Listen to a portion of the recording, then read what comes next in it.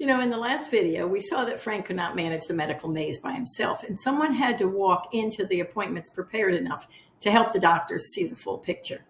And now we hit the harder problem. What happens when the appointments are happening, the doctors are involved, the facts are clear, and the senior still refuses what to do is safe? That is where many caregivers feel trapped. You get the appointment, you explain the problem, you document the concerns, you encourage, you warn, and you try to stay calm through all of this. And then the person that you're trying to help still refuses to use the walker, refuses home care, refuses life alert, refuses medication help, refuses protection, refuses safety, and still wants to drive. Well, hi, I'm Suzanne Fasilla. I'm a retired physician assistant and healthcare advocate who teaches family caregivers how to go from the emotional chaos to strong leadership in senior care, so that you'll have more confidence, less exhaustion, more time, and the right resources to make all of this work. Well, this is the point where caregivers really get emotionally brutal, because it's so hard to have to take away the keys. Because now the problem is no longer, how do I find the right doctor? The problem becomes, how do I do what is right when he is going to be angry with me? And that is exactly where Therese was headed. By the time the epidural started wearing off, I already knew this case was headed toward one of the hardest lessons in caregiving. You see, not every problem can be fixed in the way that you want it fixed. Not every caregiver will choose what is safest. They won't make the best choices, and not every caregiver sees right away how much of her life is being run by somebody else's dysfunction. We think that we're in control of the senior, but in reality, the senior is in control of us. Well, Frank's pain started breaking through again. This part was expected. But other problems were becoming impossible to ignore. He could not hold his urine or bowels, and he refused protection. His hygiene was awful. He refused home care. He could not remember when he took his pills. Medications covered the floor like hailstones in July. He could not manage compression stockings. He wouldn't wear them. He would not follow through with physical therapy and do his exercises. And he refused life alert if he fell again. He would not accept the level of support that might have kept him safer. Then his nerve conduction study showed severe nerve damage to the lower legs, I should say. And the pain specialist wanted him to go back to that spine surgery, and the spine surgeon said, look, there's nothing I can do for him anymore, It is what it is. So back to pain management he goes. So Therese thought, if I could just get him to the right doctor, everything will move forward. And again, I had to remind Therese that this was not hers to carry. We might get Frank to the right doctors. I'd already gotten him to the right doctors. In fact, I'd done over 43 visits with Frank to the right doctors. He had great medical care. Everybody knew what was going on with Frank. Everybody was on the same page. But would he do what they say? No, he would not. So that kind of thinking gets us into trouble when the real issue is no longer just the doctor. It is the senior's choices, the limits of the system itself, and the caregiver's inability to let go of what is not hers. This was Therese's turning point. She had already become aware that her peace rose and fell with Frank. Now she had to accept the next truth, and that was that Frank's decisions were Frank's decisions. She could influence, she could document, she could prepare, and she could advocate. She could warn, she could tell the truth. She could set up guardrails to some extent. We've talked about those before, something we do in the 12-week Steady Care Plan course. But she could not control Frank. And until she accepted that, she could not think clearly enough to protect others. So this is where codependence gets dangerous.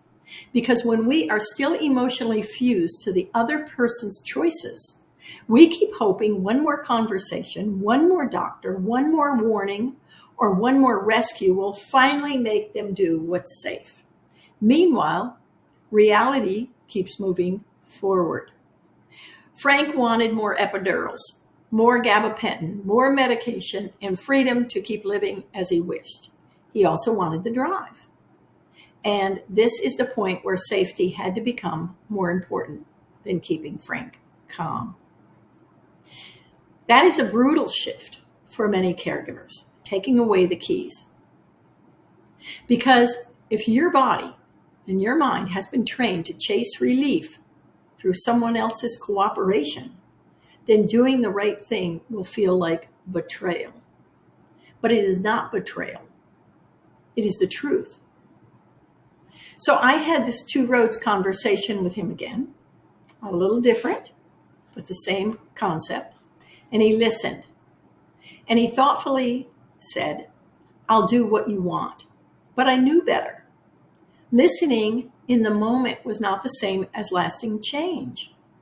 So I had the harder conversation. I explained to the family that Frank was likely going to fall again. He could break a hip, he could hit his head, and he could be found unconscious or worse. And we were no longer just managing a difficult man. We were standing inside a narrowing reality where his decisions could hurt other people. This is where Therese had to fully let go emotionally. She had to let go.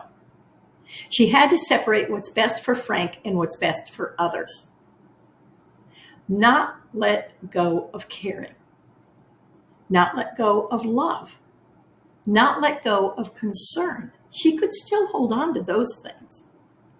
But she had to let go of the illusion that she could make Frank choose safety. She had to detach her own emotion from a reality. Only then could she see clearly that other people's safety had to take priority. And that meant notifying the doctors, documenting all these concerns, notifying the Department of Motor Vehicles, and that meant alerting all these necessary people. It meant choosing reality over guilt, and finally taking Frank's keys away from him. He could not travel. He could not drive.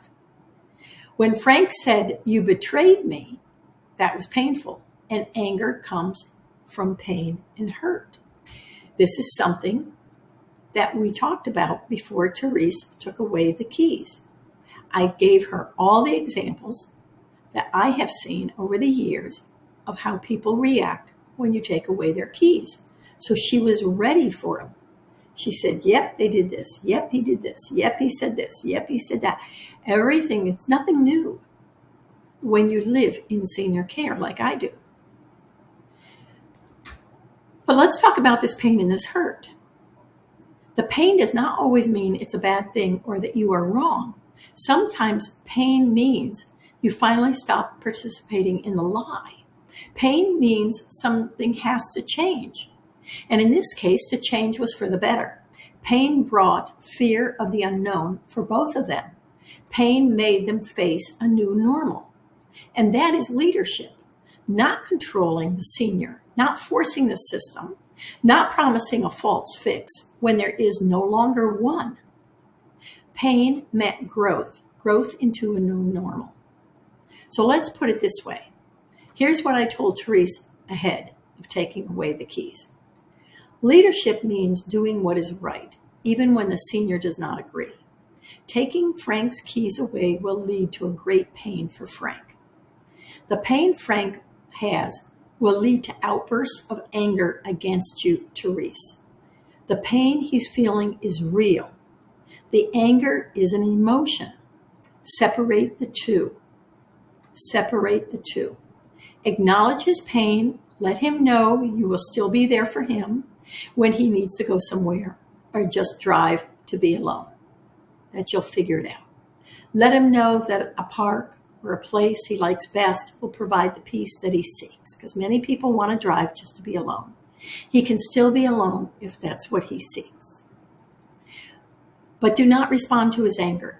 Continue to let him know you are there for him. And once he accepts the change, the anger will subside. So in this context, Therese could separate the two, and she no longer let his anger, his emotion, control her. So if you want to build this kind of steadier family system, I have a link in the description for my weekly newsletter. But you can also put your name on the wait list for the 12-week Steady Plan cohort, where I teach the family caregivers how to become a trusted leader that their senior looks up to, where your family is going to feel calmer, and you can finally stop starting over with every new problem.